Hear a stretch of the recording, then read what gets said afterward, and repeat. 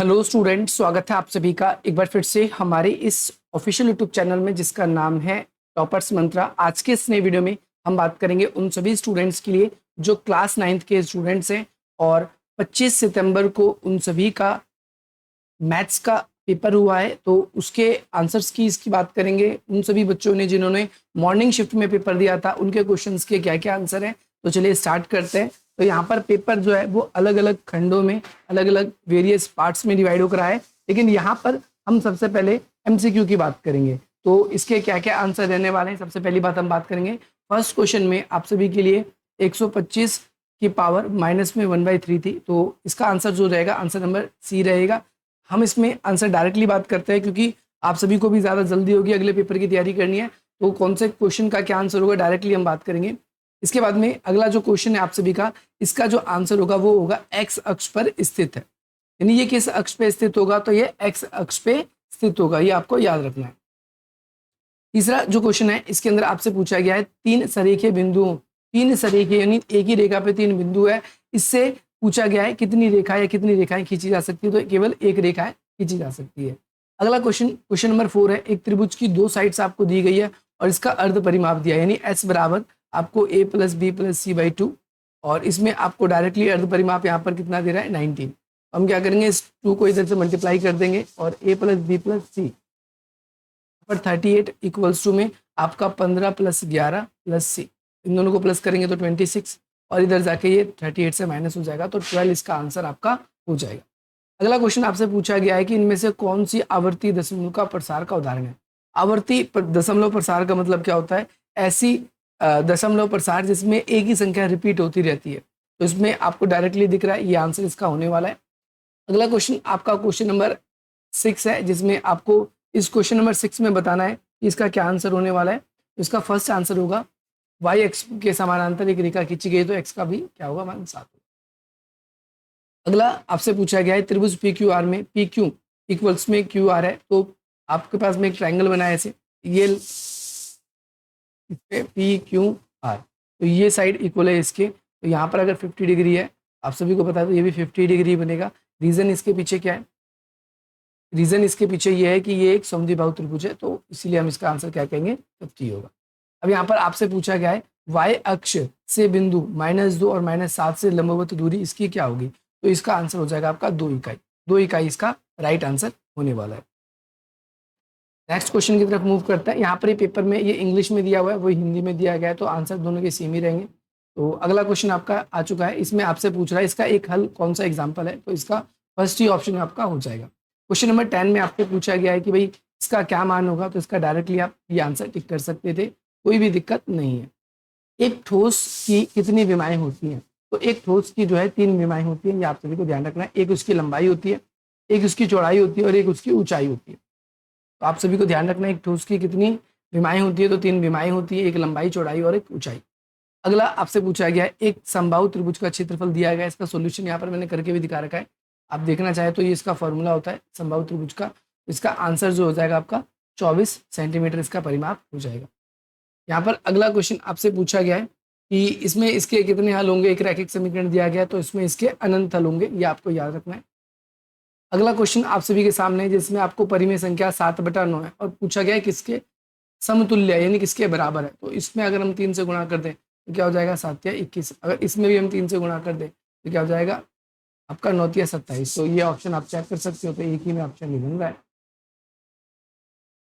अगला 15 number question है। 15 number question में आपसे पूछा गया है कि यूक्लिड के अनुसार सभी समकोण एक दूसरे के बराबर होते हैं, तो वो कैसे कोण आपके माने जाएंगे, तो ये आपका अभिग्रहित माने जाएंगे, आप सभी को ये भी याद रखना है। ये वाला क्वेश्चन आपको बताना रह गया, तो इसका भी ऑप्शन डी ही होगा, क्योंकि जब एक्स अक्ष के पूछे बारे में पूछे इसके बारे में, तो बस क्या करना है आपको इसका साइन चेंज कर देना है। एक्स अक्ष के पूछे बारे में पूछ रहा है तो माइनस कर देना, प्लस की जगह माइनस, माइनस होता तो यहाँ पर हम प्लस लगा देते। नेक्स्ट क्वेश्चन है, आपसे पूछा गया एक त्रिभुजाकार मैदान है, उसकी भुजाओं का अनुपात दिया गया, इसका परिमाप दिया है, तो इसकी सबसे लंबी भुजा कौन सी होगी, तो सबसे लंबी भुजा इसकी होगी 140 होने वाली है इसकी सबसे लंबी भुजा। अगले क्वेश्चन की तरफ मूव कर रहे हैं।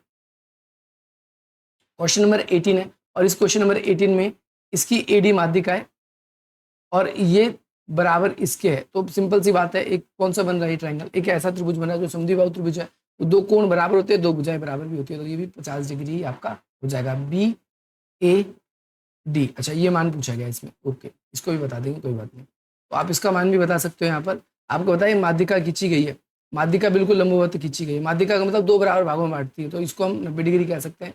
यदि 90 डिग्री है या 50 डिग्री, तो ये क्या हो जाएगा आपका 40 डिग्री। इसका आंसर जो होगा सही वो 40 डिग्री होगा। यहाँ पर ये आंसर होगा 40 डिग्री होगा। अब अगला क्वेश्चन में आपसे पूछा गया कथन और निष्कर्ष करके क्वेश्चन पूछा गया, इसका आंसर आपको देना है। तो यहाँ पर पहला कथन कह रहा है एक बिंदु जो कि 2,5 यानी x की वैल्यू ये है और y की वैल्यू ये है, ये x की वैल्यू ये y की वैल्यू है, तो आपका यहाँ पर भुज नहीं भुजा होना चाहिए 5 है, तो आपकी यहाँ पर भुजा 5 है और y अक्ष से बिंदु कितनी दूर है। पहली तो बात गलत है, तो दूसरी इसकी सही होगी, तो आप इसका आंसर क्या कह सकते हो। इसका आंसर जो है हम कहेंगे कि भाई पहला तो आपका गलत है तो दूसरा आपका सही होगा, तो हम क्या कहेंगे कि ऑप्शन सी हो जाएगा इसका आंसर। और अगला जो 20वां क्वेश्चन है इसमें क्या कहा गया है, 20वां क्वेश्चन के अंदर आपसे पूछा गया है कि एक त्रिभुज है, उसके आधार का क्षेत्रफल आपको 210 दिया गया है, तो आपको चेक करना है ठीक है कि नहीं।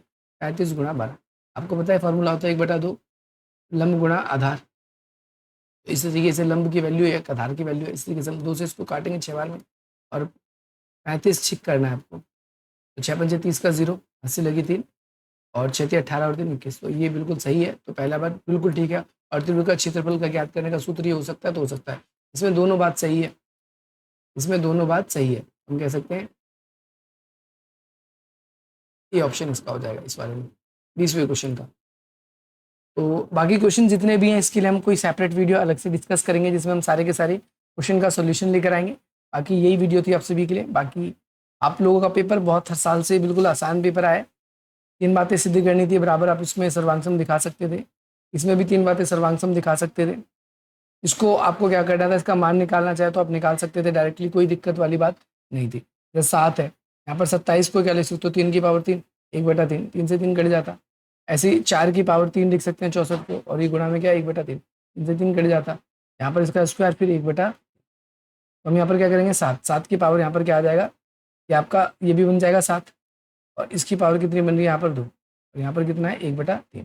तो 7 की पावर इसको क्या लिख देंगे 3, और यहाँ पर 1/3, तो इससे काटेंगे तो 7 की पावर 1 यानी 7 ही आंसर हो जाएगा। ये बिल्कुल आसान था, इसके कोई 3 हल निकाल देते आप कोई भी पुट करके।